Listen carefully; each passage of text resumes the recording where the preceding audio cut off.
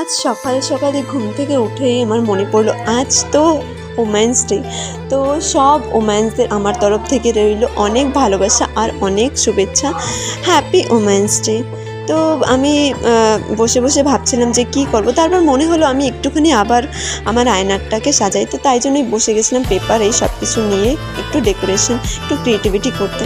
তো বসে বসে বানাচ্ছিলাম আর ভাবছিলাম যে আজ তো ওমেন্স ডে, কিন্তু এই ওমেন্স ডেটা পালন কেন করছে, আসলে নারীত্বটা মানে কি।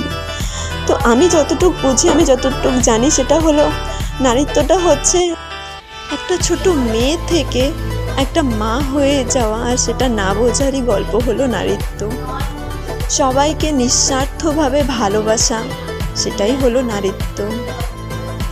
নারী মানেই হচ্ছে আমি সব কিছুই পারি, সংসারের পুরো হাল ধরা, আবার কখনো দরকার পড়লে অসুরও বিনাশ করা।